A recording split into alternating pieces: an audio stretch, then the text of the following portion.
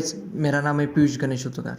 मैं आपको आज भारत में स्थित कोणार्क मंदिर यानी कि सूर्य देव का जो मंदिर है उसके बारे में आपसे बात करने वाला हूँ। कोणार्क सूर्य मंदिर भारत के उड़ीसा के पुरी जिले में समुद्र तट पर पुरी शहर से लगभग 35 किलोमीटर उत्तर पूर्व में कोणार्क में एक 13वीं शताब्दी ईस्वी सन वर्ष 1250 सूर्य मंदिर है। मंदिर का श्रेय पूर्वी गंगवंश के राजा प्रथम नरसिंह देव को दिया जाता है। सन 1984 में यूनेस्को ने इसे विश्व धरोहर स्थल के रूप में मान्यता दी है। यह मंदिर सूर्यदेव को समर्पित था, जिन्हें स्थानीय लोग बिरुंची नारायण कहते थे। इसी कारण इस क्षेत्र को उसे अर्क क्षेत्र या पद्म क्षेत्र कहा जाता था। पुराणों के अनुसार श्री कृष्ण के पुत्र सांब को उनके श्राप से क्रोध रोग हो गया था। सांब ने मित्रवन में चंद्रभागा नदी के सागर पर कोणार्क में 12 वर्षों तक तपश्चर्या की और सूर्यदेव को प्रसन्न किया था। सूर्यदेव जो सभी रोगों के नाशक थे ने इसके रोग का भी निरावरण कर दिया था। तदनुसार सांबे ने सूर्य भगवान का एक मंदिर निर्माण का निश्चय किया।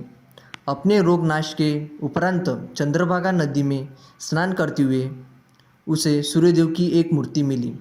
यह मूर्ति सूर्यदेव के शरीर के ही भाग से देवशिल्पी श्री विश्वकर्मा ने बनाई थी। सांबे ने अपने बनवाए मित्रवन में एक मंदिर में इस मूर्ति को स्थापित किया। तब से यह स्थान पवित्र माना जाने लगा। अब इसका जो इतिहास है वो आपको बताने वाला हूँ।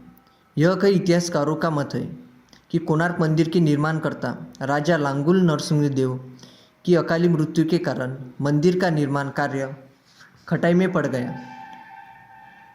इसके परिणाम स्वरूप अधूरा ढांचा स्थित हो गया। लेकिन इस मत को ऐतिहासिक आंकड़ों का समर्थन नहीं मिलता है। पुरी के मंडल पंजी के आंकड़ों के अनुसार और कुछ 1278 ई के तामपत्रों से पता चला कि राजा लांगुर सिंह देव ने 1282 तक शासन किया। कई इतिहासकार इस मत के भी है कि कोणार्क मंदिर का निर्माण 1253 से 1260 के बीच हुआ था। अतएव मंदिर के अपूर्ण निर्माण का इससे ध्वस्त होने का कारण होना तथासंगत नहीं है। कोणार्क शब्द कोण और अर्क शब्दों के मेल से बना है। अर्क का अर्थ होता है सूर्य, जबकि कोण से अभिप्राय कोने या किनारे से रहा होगा। प्रस्तुत कोणार्क मंदिर का निर्माण लाल रंग के बलुआ पत्थरों तथा काले ग्रेनाइट के पत्थरों से हुआ है। ईस्वी सन 1236 से 1264 ईसा पूर्व गंगवंश के तत्कालीन सामंत राजा नरसिंह देव द्वारा बनवाया गया था। यह मंदिर भारत के प्रसिद्ध स्थलों में से एक है। इसे यूनेस्को द्वारा सन 1984 में विश्व धरोहर स्थल घोषित किया गया है। कलिक शैली में निर्मित इस मंदिर में सूर्य देव को रथ के रूप में विराजमान किया गया है तथा पत्थरों को उत्कृष्ट नक्काशी के साथ उकेरा गया है। संपूर्ण मंदिर स्थल को 12 जोड़ी चक्रों के साथ 7 घोड़े से खिंचित हुए निर्मित किया गया है, जिसमें सूर्यदेव को विराजमान दिखाया गया है। परंतु वर्तमान में 7 में से एक ही घोड़ा बचा हुआ है। मंदिर के आधार को सुंदरता प्रदान करते ये 12 चक्र साल के 12 महीने को परिभाषित करते हैं तथा प्रत्येक चक्र 8 अरों से मिलकर बना है, जो और दिन के 8 पर्वों को दर्शाता है। यहाँ पर स्थानीय लोग प्रस्तुत सूर्य भगवान को बिरुंची नारायण कहते थे। मुख्य मंदिर 3 मंडपों में बना है। इनमें से 2 मंडप ढह चुके हैं। तीसरे मंडप में जहाँ मूर्ति थी, अंग्रेज़ों ने स्वतंत्रता से पूर्व ही रेत में व पत्थर भरवा कर सभी द्वारों को स्थायी रूप से बंद करवा दिया था, ताकि वह मंदिर और क्षतिग्रस्त ना हो पाए।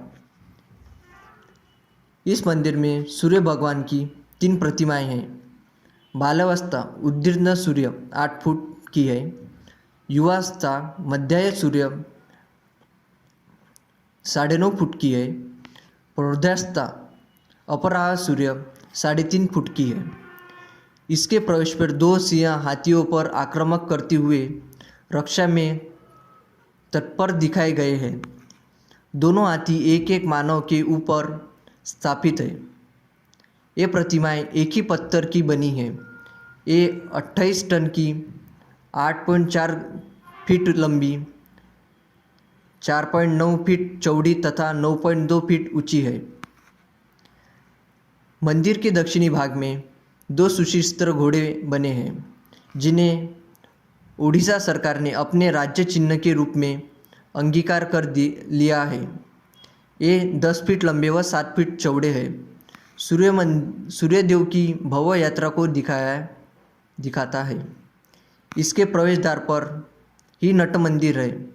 ये वह स्थान है जहाँ मंदिर की नतर क्रिया सूर्यदेव को अर्पण करने के लिए नृत्य किया करती थी। पूरे मंदिर में जहाँ तक फूल, बेल और ज्यामितीय नमूनों की नक्काशी गई है, उनके साथ ही मानव, देव, गंधर्व, किन्नर आदि की आकृतियाँ भी एकत्रित मुद्राओं में दर्शित है। उनकी मुद्राएं का मामुख है और कामसूत्र से ली गई है। मंदिर अब आंशिक रूप से खंडहर में परिवर्तित हो चुका है। यह की शिल्पकलाकृति का एक संग्रह भारतीय पुरातन सर्वेक्षण विभाग के सूर्य मंदिर संग्रहालय में सुरक्षित है। भगवान कवि व नाट्यकार रविंद्रनाथ टैगोर ने इस मंदिर में लिखा है, कोणार्क जहाँ पत्थरों की भाषा मनुष्य की भाषा से श्रेष्ठतर है।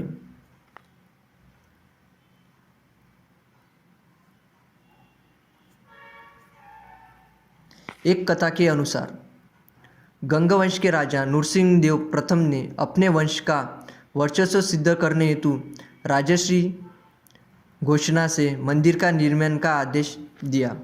1200 वास्तुकारों और कारीगरों की सेना ने अपने सृजनात्मक प्रतिभा और ऊर्जा के परिपूर्ण कला से 12 वर्षों की अधिक मेहनत से इसका निर्माण किया। राजा ने पहले ही अपने राज्य 12 वर्षों की कर प्राप्ति के बराबर धन व्यय कर दिया था, लेकिन निर्माण की पूर्णता नहीं दिखाई। तब राजा ने एक निश्चय तिथा एक तय कार्य पूर्ण करने का कड़ा आदेश दिया।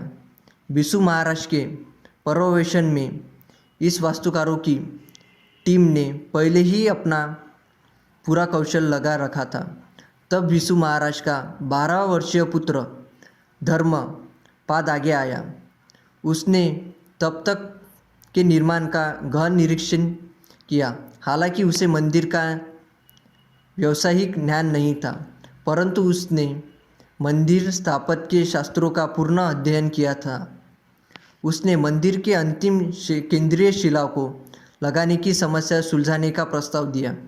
उसने यह करके सबको आकर्षण में डाल दिया, लेकिन उसके तुरंत बाद ही इस विषय प्रतिभावान का शव सागर तट पर मिला। कहते हैं कि धर्मपाद ने अपने जाति के हितार्थ अपनी जान तक दे दी थी। यहाँ पर मंदिर की दस्तवाएं के संपूर्ण कारणों का उल्लेख करना तथित कार्य से कम नहीं है, परंतु यह सर्वविदित है कि अब इसका काफ़ी भाग उद्ध्वस्त हो चुका है, जिसके मुख्य कारण वास्तु दोष भी कहा जाता है। परंतु